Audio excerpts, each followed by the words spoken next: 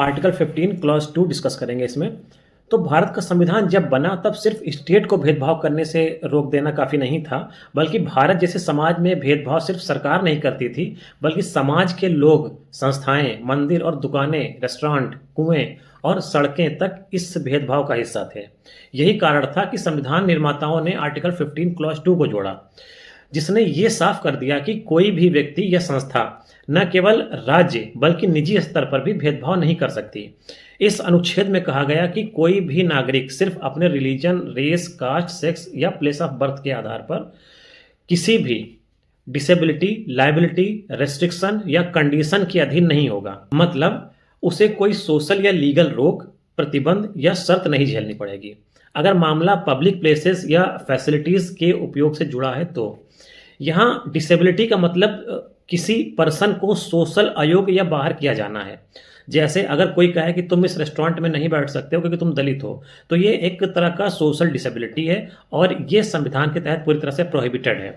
Liability का अर्थ है कि किसी पर ऐसी जिम्मेदारी डालना जो दूसरों पर ना हो। उदाहरण के लिए, अगर किसी महिला को सिर्फ उसके जेंडर के कारण किसी शॉप में सामान खरीदने के लिए अलग शर्तें दी जाएं, तो यह भी एक असंवैधानिक होगा। रेस्ट्रिक्शन का मतलब है रोक लगाना, जैसे ये कहना कि ये कुआं सिर्फ सो कॉल्ड ऊंची जाति वालों के लिए है। और कंडीशन का अर्थ है कि ऐसी शर्त लगाना जो समानता के विरुद्ध हो, जैसे ये कहना कि आप तभी एंट्री कर सकते हैं जब आप किसी खास धर्म के हों। संविधान कहता है कि ये चारों चीज़ें, यानी कि डिसेबिलिटी, लायबिलिटी, रेस्ट्रिक्शन या कंडीशन, इन 5 आधारों पर लागू नहीं किए जा सकते। और वो 5 आधार कौन कौन से हैं? Religion, race, caste, sex, place of birth. इसके बाद आर्टिकल 15 क्लॉज 2 2 भागों में समझाता है कि ये भेदभाव किन क्षेत्रों में नहीं किया जा सकता है। पहला क्षेत्र यानी article 15 clause 2 sub clause A, shops, public restaurant, hotels and places of public entertainment. इसका मतलब है कि भारत में किसी भी नागरिक को, चाहे उसका धर्म या जाति कुछ भी हो, किसी दुकान से सामान खरीदने, किसी होटल में ठहरने, किसी रेस्टोरेंट में खाना खाने या किसी थिएटर, सर्कस या क्लब में जाने से नहीं रोका जा सकता। संविधान ये सुनिश्चित करता है कि पब्लिक लाइफ में कोई एंट्री बैरियर नहीं रहेगा, किसी के साथ सामाजिक या धार्मिक पहचान के कारण असमान व्यवहार नहीं किया जाएगा। ये बात याद रखनी चाहिए कि ये अधिकार सिर्फ स्टेट के खिलाफ नहीं है, बल्कि ये सिटीजन के बीच भी लागू होता है।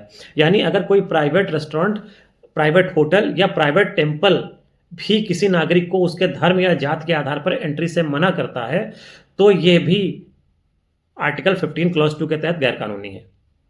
भारत के संविधान में यह बहुत बड़ा कदम था, क्योंकि इससे यह सिद्ध हुआ कि इक्वालिटी केवल कानून में नहीं, समाज में भी लागू होगी।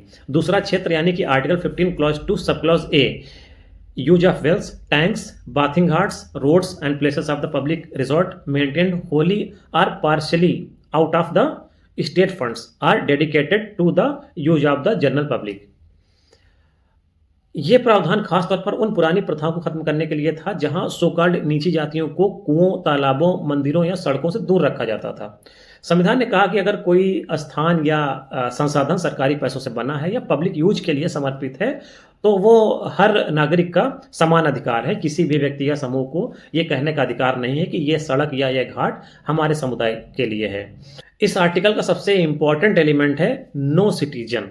इसका अर्थ है कि ये अधिकार सिर्फ भारतीय नागरिकों को प्राप्त है, फॉरेनर्स को नहीं। अगर कोई विदेशी भारत आता है तो उसे कानून के तहत समान सुरक्षा यानी आर्टिकल 14 तो मिलेगी, लेकिन वो आर्टिकल 15 क्लॉज 2 का दावा नहीं कर सकता है, क्योंकि यह सामाजिक समानता का अधिकार भारत के नागरिकों के लिए बनाया गया है। आर्टिकल 15 क्लॉज 2 का ऐतिहासिक महत्व तो बहुत गहरा है। ये वो प्रावधान है जिसने भारतीय समाज में सोशल डिस्क्रिमिनेशन के खात्मे की कानूनी शुरुआत की। ये केवल इक्वालिटी का फिलोसॉफिकल विचार नहीं था, बल्कि इसे इन्फोर्सिएबल राइट बनाया गया। यानी अगर किसी के साथ ऐसा भेदभाव होता है तो वो अदालत में जाकर न्याय मांग सकता है। सुप्रीम कोर्ट ने कई मामलों में यह दोहराया कि आर्टिकल 15 क्लॉज 2 का मकसद सिर्फ भेदभाव को रोकना नहीं है, बल्कि समाज में डिग्निटी और इक्वल स्टेटस स्थापित करना है। जैसे नया Sukhdas versus state of UP case में कोर्ट ने कहा कि व्यक्ति को सार्वजनिक सुविधाओं से वंचित करना भारत के डेमोक्रेसी की आत्मा के खिलाफ है। वहीं state of Madras versus Champakam Durai Rajan case में सुप्रीम कोर्ट ने कहा कि आर्टिकल 15 क्लॉज 1 और आर्टिकल 15 क्लॉज 2 का उद्देश्य भिन्न होते हुए भी दोनों का लक्ष्य इक्वालिटी को सुनिश्चित करना है। पहला राज्य को रोकता है कि वो कानून या नीति में भेदभाव ना करे, दूसरा समाज को रोकता है कि वो व्यवहार में भेदभाव ना करे। इस तरह से आर्टिकल 15 क्लॉज 2 ने यह स्थापित कर दिया कि भारत का संविधान केवल शासन की रूपरेखा नहीं बल्कि इंस्ट्रूमेंट ऑफ सोशल ट्रांसफॉर्मेशन है। इस अनुच्छेद ने यह सिखाया कि समानता केवल सरकारी कागजों में नहीं बल्कि हमारे रोजमर्रा के जीवन, दुकानों, सड़कों, तालाबों, रेस्टोरेंट या मंदिरों, हर जगह पर लागू होगी।